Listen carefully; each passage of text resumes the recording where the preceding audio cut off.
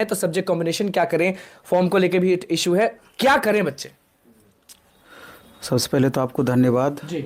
और चूँकि अभी आज हमारा टेस्ट था और लगभग टेस्ट में 3,000 प्लस बच्चे शामिल हुए दोनों सेंटर मिला करके।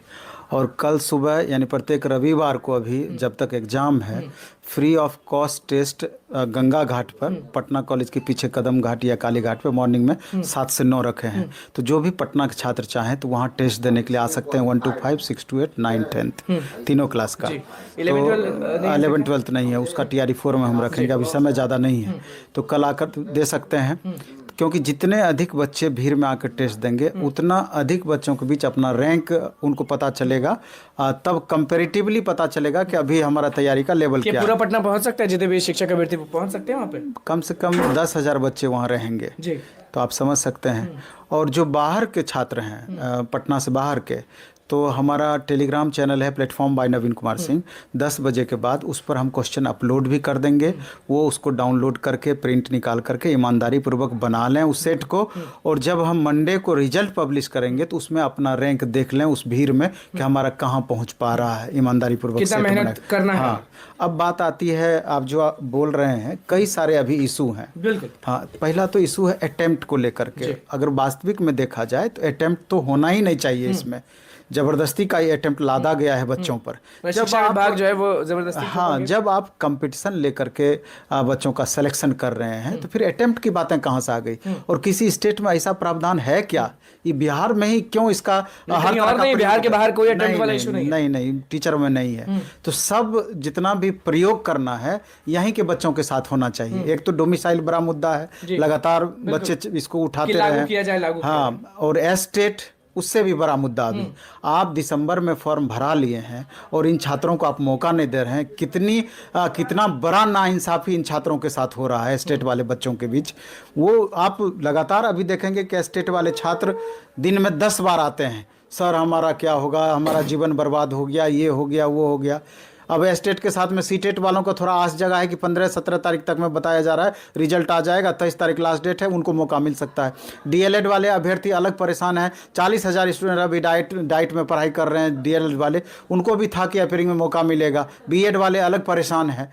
तो सरकार को अगस्त से मार्च कर दी है, उनका अपना काम हो गया, लेकिन बच्चे कितना परेशान हैं इनकी तनिक भी चिंता नहीं। आप यूं समझिए कि कई सारे अभ्यर्थी मल्टीपल एग्जाम में बैठेंगे। टीचर में 1 to 5 भी उनको देना है, 6 to 8 भी देना है। कई सारे बच्चे हैं, 6 to 8 देना है, 9, 10 देना है, 11, 12 देना है। अब समझिए 1 महीने से भी कम का समय है, कैसे ये अभ्यर्थी तैयारी करेंगे जैसे तैसे। और सबसे बड़ी बात यह है कि बहुत सारे ऐसे अभ्यर्थी हैं उनका तीसरा अटेम्प्ट होने जा रहा है, लास्ट अटेम्प्ट। उनको लगता है कि पिछले 6 साल में एक भी वैकेंसी नहीं आई और 1 साल में ये चौथी वैकेंसी आ जाएगी, तीसरी वैकेंसी आ रही है। सब बाजी मारने के लिए फॉर्म भरे और सबका अटेम्प्ट खत्म हो गया कि उनको लगता है कि हमारा करियर ही बर्बाद हो जाएगा, हमारा BEड क्या हुआ, व्यर्थ हो रहा है। तो ये व्यर्थ हो रहा है। हाँ, तो ये बड़ा सा प्रश्न है कि आखिर छात्र करें तो क्या करें। तो बहुत सारे छात्र कहते हैं कि सर हम इस बार फॉर्म ही नहीं भरेंगे। तो मेरा उन छात्रों से कहना है, फॉर्म आप निश्चित रूप से भरिए, वहाँ दिक्कत नहीं है। आप एग्जाम में शामिल होंगे तभी आपका काउंट किया जाएगा। फॉर्म भरने से काउंट नहीं किया जाता है? नहीं, एग्जाम में शामिल होंगे तभी काउंट किया जाएगा। ऐसा ही UPSC वगैरह में भी होता है। तो मेरा ये कहना है कि अगर एग्जाम तक में हो सकता है कि 3 से 5 अटेम्प्ट कर दें, लगातार चर्चाएं चल रही है, लेकिन जब तक नहीं करती है तब तक तो हम लोग कुछ बोल नहीं सकते हैं, उसके बारे में मान नहीं सकते हैं। अगर कर दी कोई बात नहीं, आपको एग्जाम में शामिल हो जाना है। अगर नहीं करती है, लास्ट अगर अटेम्प्ट है तो उस समय सोच समझ करके शामिल होना है एग्जाम में। लास्ट अटेम्प्ट है, लेकिन जिनका दूसरा अटेम्प्ट है उनको हम कहेंगे आप जरूर शामिल हों और अगस्त वाले में भी शामिल हों। अब दूसरी बातें ये आती है जो छात्रों को सबसे ज्यादा कंफ्यूजन होता है कि अटेम्प्ट कैसे काउंट किया जाता है। तो आप यूं समझिए कि 1 to 5 का 3 अटेम्प्ट अलग होगा, 6 to 8 का 3 अटेम्प्ट अलग होगा, 9, 10 का 3 अटेम्प्ट अलग होगा और 11, 12 का 3 अटेम्प्ट अलग होगा। इसलिए कि इधर पेपर में कुछ ऐसा चीज दे दिया था, बच्चे कंफ्यूज कर गए। आप कह रहे हैं कि अगर कोई शिक्षक अभ्यर्थी है वो 1 to 5 में 3 बार चांस किया, वो नहीं कर पाया, उसके बाद वो चाहता है कि 11, 12 में हम चांस मारे, तो क्या वो चौथी बार? सबके लिए अलग अलग, चौथी बार मत बोलिए, सबको अलग अलग 3 अटेम्प्ट सबके लिए मिलेगा। उनको सब क्लास के लिए अलग अलग 3 अटेम्प्ट, 1 to 5 के लिए अलग, 6 to 8 अलग। सब के लिए। और जो एक बार बीएड वाले TRE 1 में बीएड वाले को 1 to 5 में बैठा दिया गया था, तो उनमें अभ्यर्थी की कोई गलती नहीं थी, उसमें वो अटेम्प्ट आपका काउंट नहीं होगा, वो अटेम्प्ट काउंट नहीं होगा। तो इस लेकर के इन बातों पर गौर करना। अभी बहुत बच्चे कंफ्यूजन अभी भी होते हैं कॉम्बिनेशन को लेकर के, सब्जेक्ट कॉम्बिनेशन। हाँ, खास करके 9, 10, 6 to 8 सोशल साइंस में। तो हम उन अभ्यर्थी को अभी बता देना चाहते हैं कि जिनका, बहुत बच्चों का जैसे ऑनर्स इकोनॉमिक्स है, तो उनको लगता है कि इकोनॉमिक्स ही हमको रखना पड़ेगा और दूसरा पेपर हम रख नहीं सकते हैं। तो उन अभ्यर्थी को हम कहना चाहते हैं कि वो आपका क्वालिफिकेशन के लिए तीनों ऑनर्स और दोनों सब्सिडी मिला करके देखा जाता है कि कॉम्बिनेशन पूरा हो रहा है कि नहीं। लेकिन आप सब्जेक्ट रखने के लिए बाध्य नहीं है। आप हिस्ट्री, पॉलिटी, इकोनॉमी, ज्योग्राफी, इस 4 पेपर में से कोई भी 2 सब्जेक्ट रखिए, लेकिन एक इतिहास या भूगोल उसमें जरूर होना चाहिए। इसलिए कर इकोनॉमिक्स ऑनर्स है तब भी आप हिस्ट्री, पॉलिटी रख सकते हैं, कहीं कोई संशय वाली बात नहीं है। अटेम्प्ट को लेकर तो आपने बड़ा खुलासा कर दिया, जो और हमको पूरा करने दीजिए। दूसरा 6 to 8 में भी कॉम्बिनेशन को लेकर के बच्चों का प्रॉब्लम रहता है। अब 6 to 8 में क्या है कि वहां पर ढेर कॉम्बिनेशन बनाया गया है, हिस्ट्री, पॉलिटी, इकोनॉमी, ज्योग्राफी, ये 4 तो है ही। इसके अलावा psychology, sociology, home science, philosophy, इसके अलावा कॉमर्स और भी कई सारे पेपर उसमें दिए हैं। तो वहां पर बताया गया है कि इतने सारे सब्जेक्ट में से